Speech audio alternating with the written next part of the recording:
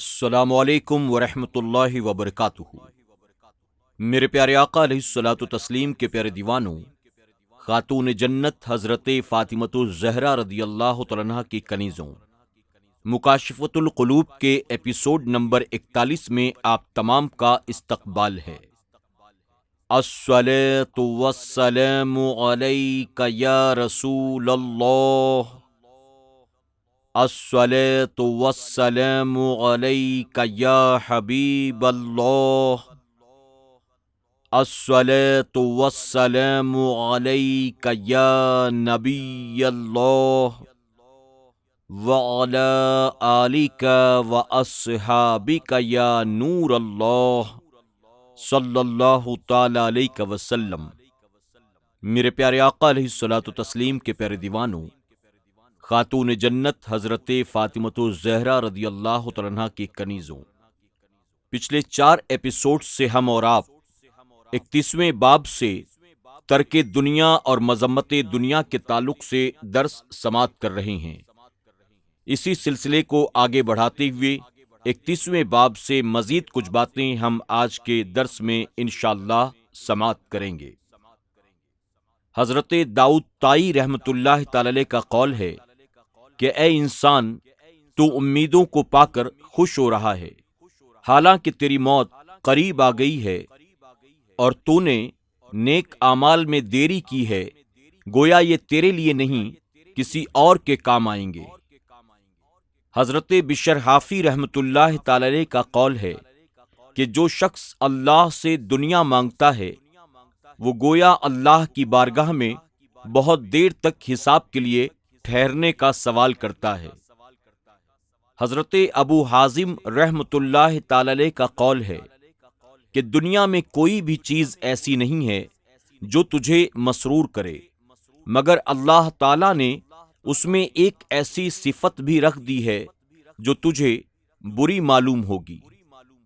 حضرت حسن رضی اللہ تعالیٰ عنہ سے مروی ہے کہ ہر انسان دل میں 3 حسد لے کر مرتا ہے۔ ایک یہ کہ وہ اپنے جمع ہوئے مال سے سیر ہوتا اور نہیں ہوا، دوسرے یہ کہ اپنی امیدوں کو پورا کرتا مگر نہیں کر سکا، اور تیسرے یہ کہ وہ آخرت کے لیے نیک عمل کرتا اور نہ کر سکا۔ ایک مومن بندے سے کسی نے کہا، میں نے غنا کو پا لیا ہے۔ اس نے کہا، جس نے خود کو دنیا کی غلامی سے آزاد کر لیا، حقیقی مالداری اسی نے پائی، یعنی غنا کو پانے کا دعویٰ وہی کر سکتا ہے۔ حضرت ابو سلیمان رحمۃ اللہ تعالی علیہ کا قول ہے کہ دنیا کی خواہشوں سے وہی رکتا ہے جس کے دل میں آخرت کی فکر ہوتی ہے۔ حضرت مالک بن دینار رحمۃ اللہ تعالی علیہ کا قول ہے کہ ہم نے دنیا کی محبت میں ایک دوسرے سے صلح کر لی ہے۔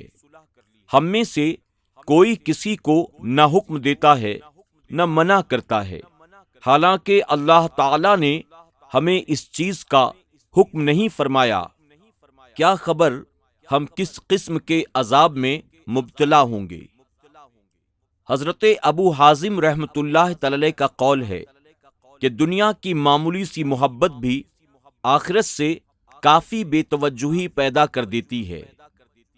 حضرت حسن رضی اللہ تعالیٰ عنہ فرمایا کرتے تھے کہ دنیا کی بے قدری کرو، یہ اپنی بے قدری کرنے والوں پر بہت آسان ہے، اور ارشاد فرمایا، جب اللہ تعالیٰ کسی بندے کی بہتری کا ارادہ فرماتا ہے تو اسے دنیا کا عطیہ دیتا ہے، جب وہ ختم ہو جاتی ہے تو اور دیتا ہے۔ جب بندہ دنیا کو حقیر سمجھنے لگتا ہے تو اللہ تعالیٰ اسے بے اندازہ مال و دولت دے دیتا ہے۔ ایک صالح اپنی دعا میں کہا کرتے تھے، اے آسمانوں کو زمین پر گرنے سے روکنے والے، مجھ سے دنیا کو روک لے، یعنی مجھے دنیا نہ دے۔ جناب محمد بن منقدر رحمۃ اللہ تعالی علیہ کا قول ہے کہ قیامت کے دن ایسے شخص بھی ہوں گے جنہوں نے زندگی کے دن، روزوں میں اور راتیں عبادت میں گزاری ہوں گی، خدا کی راہ میں مال و دولت خرچ کیا ہوگا، خدا کی راہ میں جہاد کیا ہوگا اور منکرات سے اپنے دامن کو بچایا ہوگا، مگر ان کے بارے میں کہا جائے گا یہ وہ ہیں جنہوں نے خدا کی حقیر کی ہوئی چیز کو بہت بڑا سمجھا تھا اور خدا کی باعظمت چیزوں کو انہوں نے حقیر سمجھا تھا۔ ذرا سوچو تو صحیح، ہم میں سے کتنے ایسے ہیں جو اس مصیبت میں مبتلا نہیں ہیں۔ اس کے علاوہ گناہوں کے بھاری پہاڑ کا بوجھ بھی ہماری گردنوں پر موجود ہے۔ حضرت ابو حازم رحمۃ اللہ تعالی علیہ کا قول ہے کہ دنیا اور آخرت دونوں کے حاصل نہ کرنے میں مشکلیں ہیں۔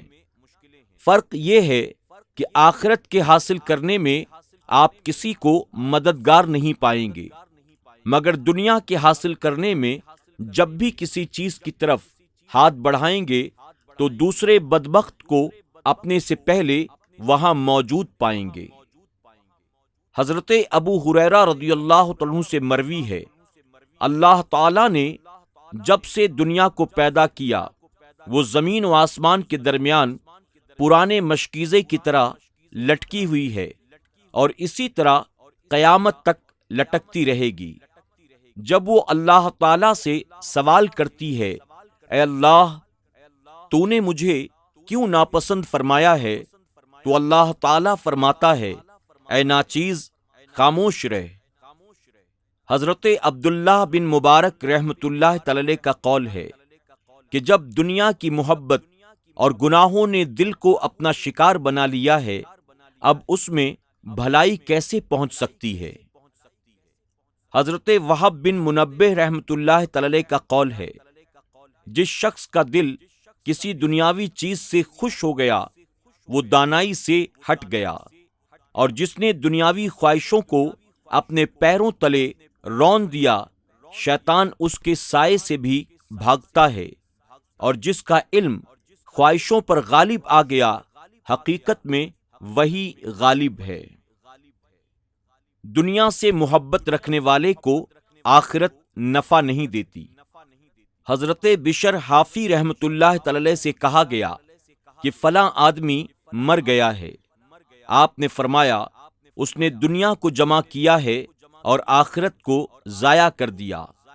لوگوں نے کہا وہ تو یہ نیکیاں کرتا تھا۔ آپ نے فرمایا جس کے دل میں دنیا کی محبت ہو اسے نیکی نفع نہیں پہنچاتی۔ ایک صالح کا قول ہے، دنیا ہم سے نفرت کرتی ہے مگر ہم اس کے پیچھے بھاگتے ہیں۔ اگر وہ بھی ہم سے محبت کرتی ہوتی تو خدا جانے ہمارا کیا حال ہوتا۔ ترک دنیا اور طلب دنیا۔ ایک عقل مند سے پوچھا گیا کہ دنیا کس کی ہے؟ کہا جس نے اسے چھوڑ دیا۔ پوچھا گیا آخرت کس کی ہے؟ فرمایا جس نے اسے طلب کیا۔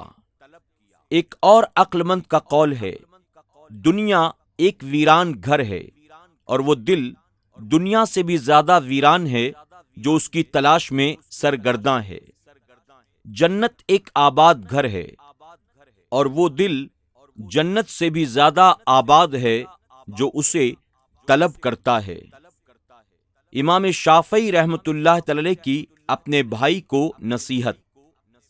حضرت جنید بغدادی رحمۃ اللہ تعالی فرماتے ہیں کہ امام شافعی رحمۃ اللہ تعالی دنیا میں سچ بولنے والے انسانوں میں سے ایک تھے۔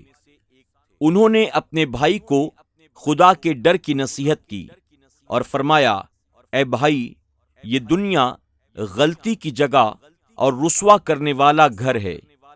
اس کی آبادی ویرانی کی طرح ہے اور اس میں رہنے والے قبروں کی طرف جا رہے ہیں۔ اس کی تھوڑی چیز بھی جدا ہونے والی ہے۔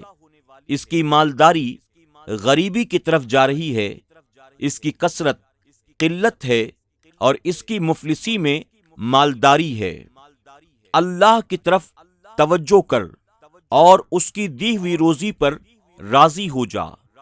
جنت کو دنیا میں گروی نہ رکھو، کیونکہ تیری زندگی ڈھلتا ہوا سایہ اور گرتی ہوئی دیوار ہے، اس لیے عمل زیادہ کر اور امیدیں کم کر دے۔ حضرت ابراہیم بن ادہم رحمۃ اللہ تعالی علیہ نے ایک شخص سے کہا، تو خواب کے 1 درہم کو یا بیداری کے 1 دینار کو اچھا سمجھتا ہے؟ اس نے کہا، بیداری کے 1 دینار کو اچھا سمجھتا ہوں۔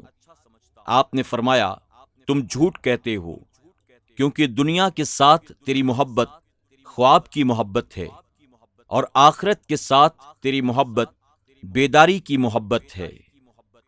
جناب اسماعیل بن ایاز رحمۃ اللہ تعالی علیہ کا قول ہے کہ ہمارے دوست دنیا کو خنزیر کا نام دیا کرتے تھے اور کہتے تھے کہ ہم سے دور رہ۔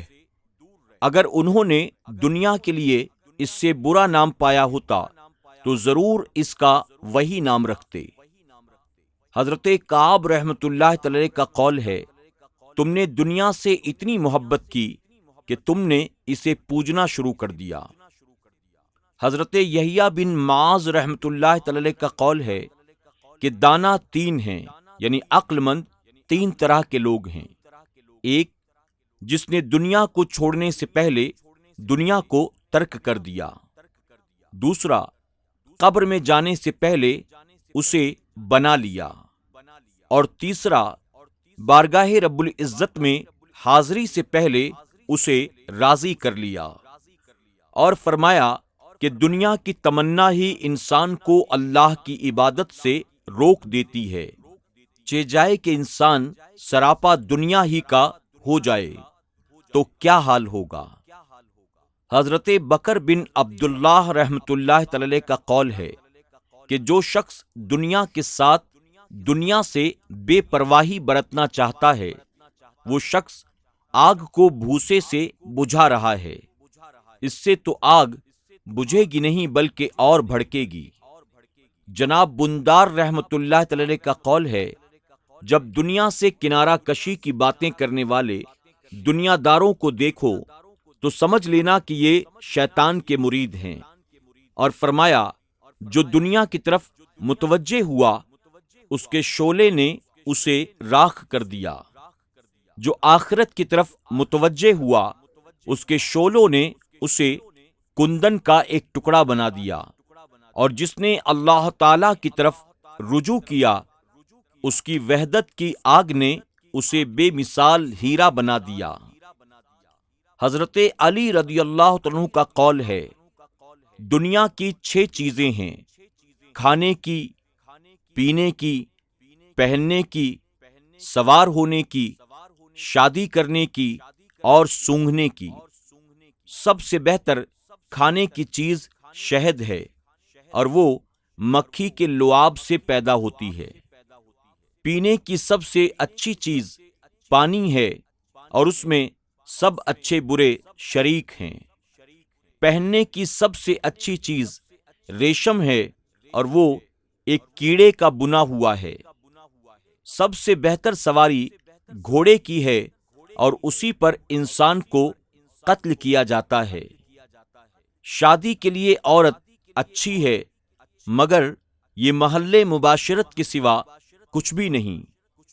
عورت کی سب سے اچھی چیز چہرے کو سنوارنا، اور سب سے بری چیز شرمگاہ کو چاہا جاتا ہے۔ سونگھنے والی چیزوں میں مشک سب سے اچھی، اور یہ خون ہوتا ہے۔ بس سمجھ لو کہ دنیا کیا چیز ہے۔